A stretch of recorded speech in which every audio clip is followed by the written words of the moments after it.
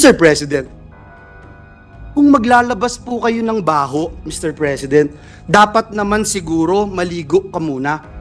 Si Dracula, inappoint mo bilang tagapagbantay ng blood bank ng bayan.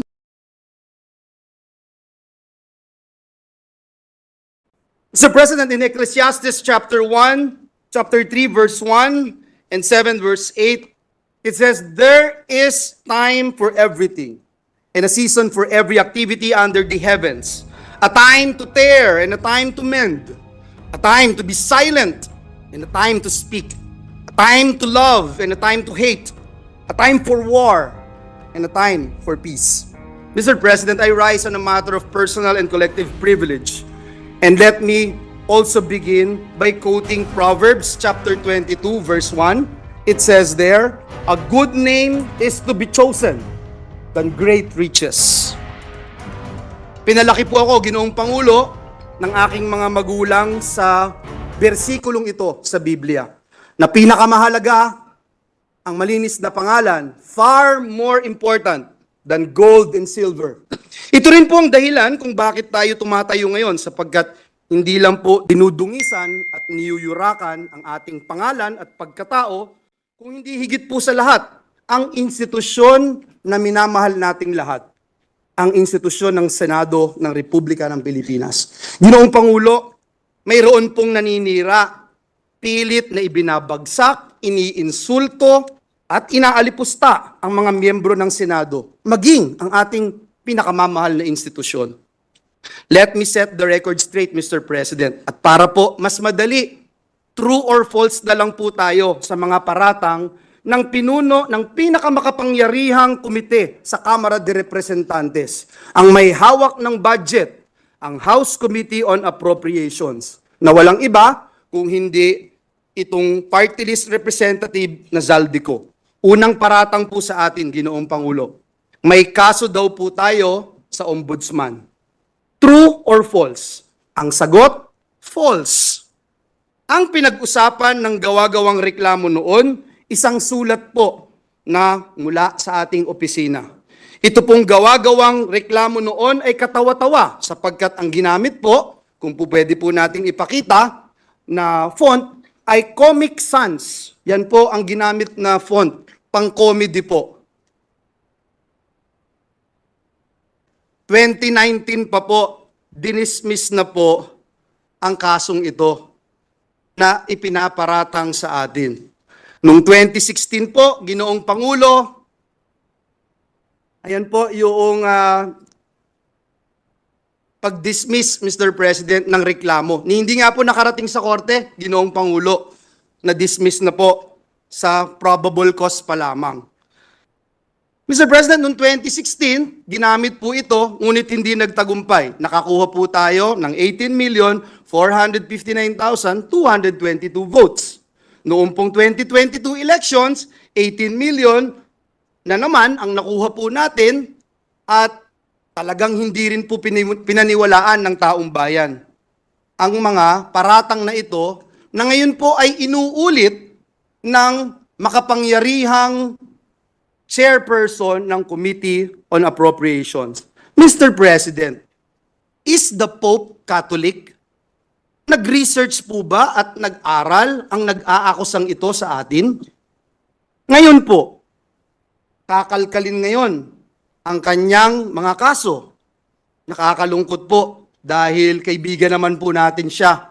Pero dahil po pumasok siya sa away na hindi niya away, kailangan niyang magbabanggit ng mga personal attacks, kakalkalin po itong mga atraso niya sa bayan. Ito pong kumpanya niyang SunWest Corporation. True or false? Ito po ba ang isa sa pinakamalaking government contractor sa bansa? Sagot, true. True or false?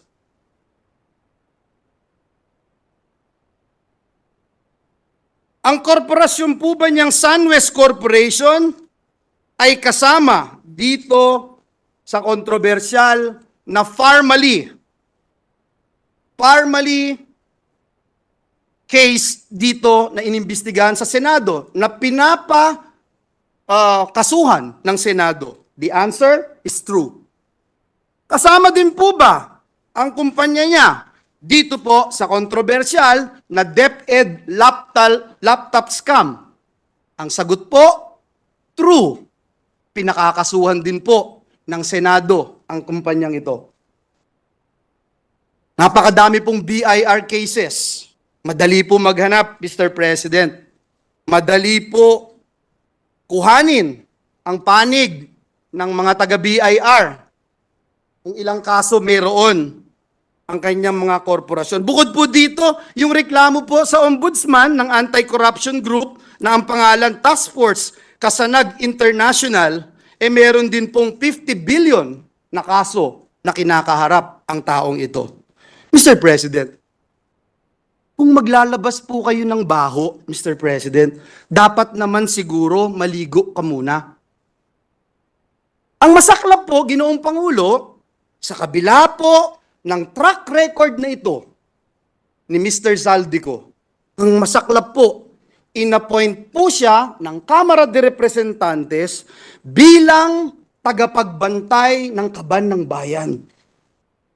Si Dracula, inappoint mo bilang tagapagbantay ng blood bank ng bayan. Wow, Mr. President. Kailan sa kasaysayan ng bayan natin nangyari ang ganitong pagkakataon na isang big-time contractor ang hahawak sa kaban ng bayan? Only in the Philippines, Mr. President. Mr. President, marami po akong pupwedeng sabihin, isa-isahin, pero hindi ko ho ngayon gustong pag-usapan ang napakarami yung kasong ito. Hindi ko po iisa-isahin.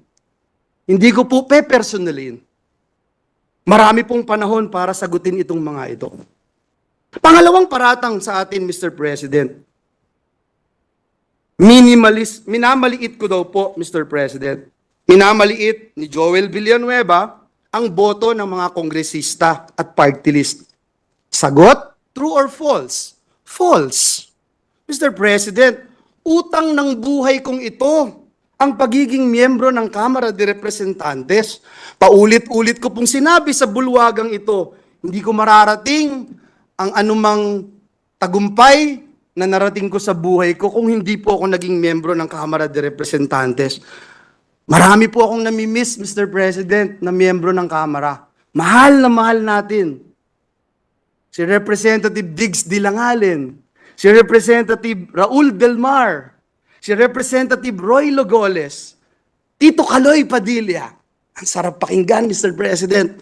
Sa mga party list representatives, sila ka Eta Rosales, sila ka Saturo Campo, sila ka Crispin Beltran.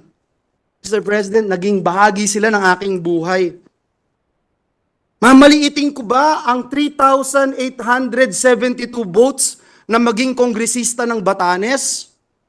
Bakit ko po mamaliitin? Lagi ko nga pong sinasabi, dapat pakinggan ang bawat representative ng Pilipinas. Doon po sa interpellation namin, nandito po si Senator Bato, madali po niya ikukumpirma. Ano ba yung pinag-uusapan namin about votes? Ang topic po namin ay disenfranchisement. Ang binanggit po namin ay kung tayo po ay iluluklok ng taong bayan bilang senador, tayo po ay iluluklok ng taong bayan bilang party list representative o bilang district representative, may different roles po tayo. Ang disenfranchisement mangyayari kung bubuwagin ng Senado, kakapunin ng Senado, tinatanggalan natin ang karapatan yung mga nagluklok sa bawat miyembro ng Senado na naririto po ngayon.